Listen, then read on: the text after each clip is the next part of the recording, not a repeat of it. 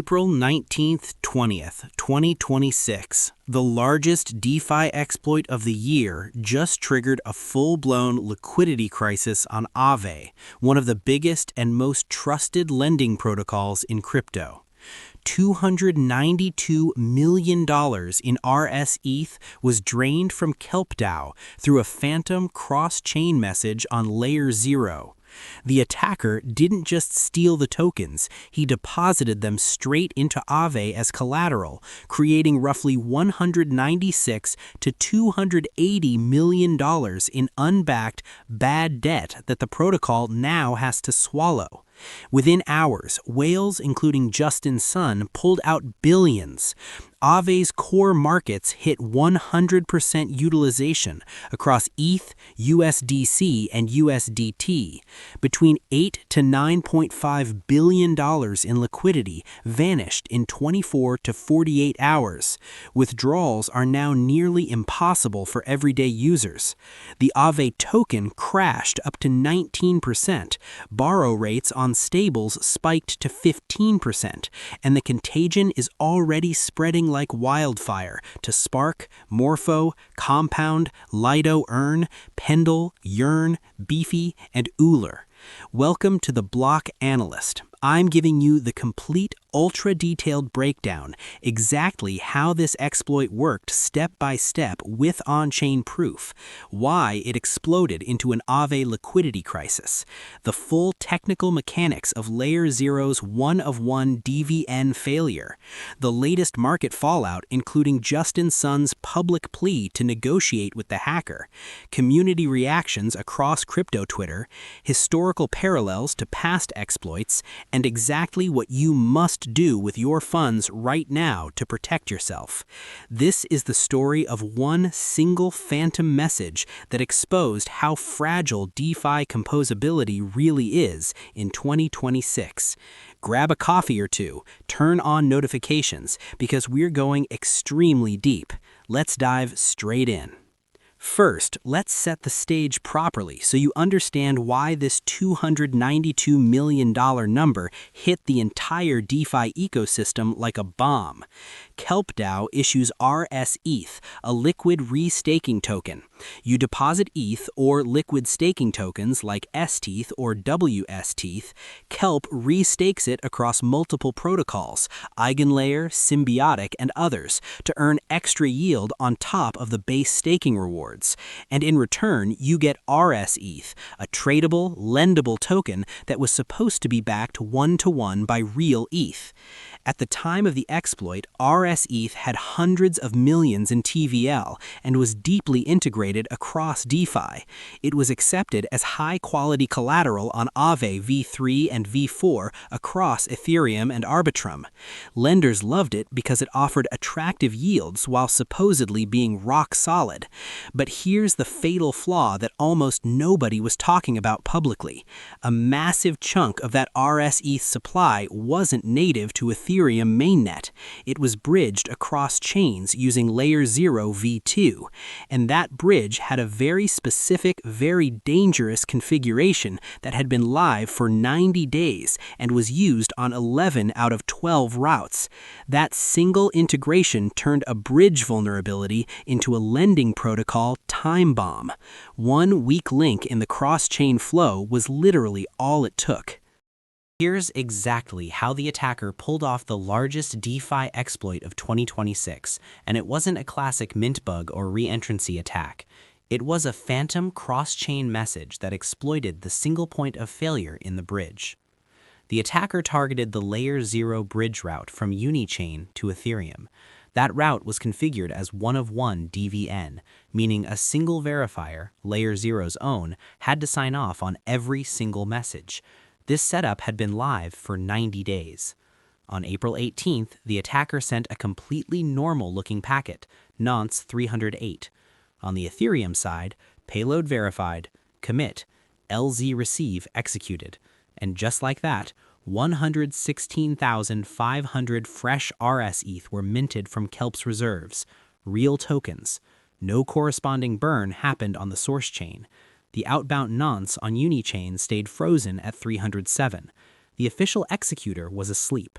The attacker used a throwaway wallet pre-funded through Tornado Cash and executed the LZ receive themselves. In under 5 minutes, the 116,500 rsETH, worth roughly $292 million at the time, were split across 7 wallets. But here's what made it even more dangerous. They didn't run. They immediately deposited the stolen rsETH as collateral on Aave v3 and v4 on both Ethereum and Arbitrum. They borrowed heavily, over 52,000 WETH on mainnet and another 29,000 plus WETH and USDT on Arbitrum. Total borrowed value, around $236 million in real ETH. Health factors on those positions sitting at a dangerous 1.027 to 1.032, meaning they're literally inches away from liquidation, except the collateral is now completely unbacked. Kelp reacted fast. Just 46 minutes later, they froze the attacker's address and stopped a second message, nonce 309, that would have drained another 40,000 rsETH, roughly $100 million saved. They paused rsETH contracts on mainnet and most L2s. Important note, the underlying LST backing on mainnet remains untouched, but the bridged portion, effectively worthless until Kelp decides how to socialize the loss. Some on-chain analysts are even pointing fingers at possible involvement from sophisticated groups, but the core vector remains the one-of-one DVN setup. This single phantom message created the spark that nearly burned down Aave. Now watch how that spark turned into a wildfire on Aave in real time. The moment the stolen rsETH hit Aave as collateral, it became roughly $196 to $280 million in bad debt because you can't liquidate worthless collateral. Whales smelled blood immediately. Justin Sun alone yanked roughly $154 million, 65,584 ETH in one transaction. MECC and other large players pulled billions more. In total, between $8 to $9.5 billion in TVL evaporated in 24 to 48 hours. Result? Aave's core markets went to 100% utilization in hours, over $3 billion USDT completely locked, $2.38 billion USDC locked. ETH pools drained so hard you literally cannot withdraw right now. Borrow rates on stables spiked to 15%. Lenders can't get their money out. Borrowers can't be liquidated properly. It's the textbook definition of a DeFi bank run. The first people out survived. Everyone else is stuck holding the bag.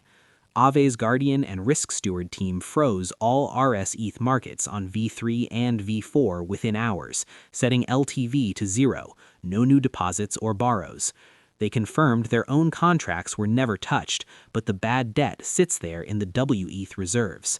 Their umbrella safety module, the backstop designed exactly for this kind of black swan, is now facing its first real stress test. Early statements said it could cover the deficit. Later updates became more cautious. They're exploring paths to offset it. And the founder, Stani, over 20 hours of radio silence while billions are frozen. Just hours ago, Justin Sun publicly posted, "How much do you want? Let's just talk," offering to negotiate directly with the hacker to prevent the collapse of both Aave and Kelp DAO. This isn't isolated to Aave. The contagion is spreading fast across the entire ecosystem. The AAVE token dropped up to 19% in a single day. DeFi TVL across the board took an $8 to $9.5 billion hit as protocols started de-risking hard. Sparklend and Fluid confirmed zero exposure, but Morpho, Compound, Yearn, Maple, LidoEarn, Pendle, Upshift, Euler, and Beefy all either froze rsETH exposure, paused products, or pulled liquidity. Even Pact Finance temporarily closed its CELO to AppCost bridge as a precaution. Lenders in those $1.3 billion rsETH positions are now staring at potential 15 to 20% shortfalls. On-chain analysts are already debating the endgame for Kelp. Socialize the loss across all rsETH holders, that's roughly an 18% haircut for everyone, or isolated to only bridged assets, that would mean up to 84% haircut on L2 and bridged rsETH, while mainnet holders are protected. Kelp's own marketing called them pari passu, so any retroactive change could spark legal questions. Discussions are heating up on Polymarket about which path they'll take. Either way, trust in liquid restaking tokens just took a massive beating. Every LRT is getting repriced lower right now. And the broader market? Bitcoin holding steady near $75K, while ETH sees forced selling from deleveraging. Classic two-market tape. Retail panics, smart money waits. Right now, the situation is still fluid.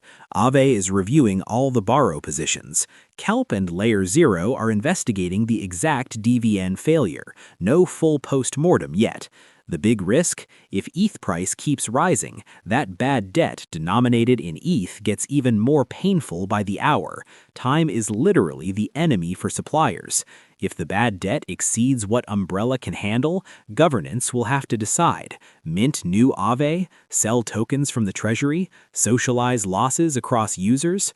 What if the contagion reaches deeper into restaking? Over 30% of ETH is already staked. A cascade here could amplify supply squeezes or keep more ETH liquid out of fear. This is the first real test of whether DeFi's interconnected safety nets actually work under fire. Let's take a quick step back. This isn't the first time we've seen a bridge exploit cascade into a lending crisis. Remember the Ronin bridge hack in 2022? $625 million stolen, immediate liquidity crunch on multiple protocols. Wormhole 2022, $325 million phantom mint, similar bad debt panic. Euler Finance 2023, flash loan attack created $200 million in bad debt in hours. What's different this time? The speed and the size of the whale exodus. In 2026, the market is bigger, more leveraged, and more interconnected than ever. One bridge failure can now trigger a $9 billion TVL evaporation in 48 hours. History is repeating, but at 10x speed. For the technical viewers, the one-of-one DVN configuration was the single point of failure. LayerZero v2 allows decentralized verifiers, but Kelp chose the simplest and riskiest setup. Best practice in 2026 should have been at minimum 2 of 3 or 3 of 5 DVNs with economic security. The fact that this was known and left live for 90 days is going to be the biggest question in the upcoming postmortem. So, what should you do right now? If you have anything in Aave, especially ETH, USDC, or USDT, check your positions immediately. Withdraw what you can while you still can. Treat any bridged or cross-chain collateral with extreme caution going forward. Single DVN setups are now radioactive. Diversify your lending exposure across multiple protocols and chains. Monitor Kelp's final decision on loss socialization. It will set the precedent for every LRT going forward. Consider moving to more conservative strategies until the dust settles. This event proves DeFi composability is powerful, but also lethally fragile. The Block Analyst will keep you updated the second we get the full postmortem or governance vote. Drop your questions in the comments. I read every single one. If you want more deep dives like this, smash like, subscribe, and hit the bell. Stay safe out there. This space moves faster than almost anyone is ready for. I'll see you in the next one.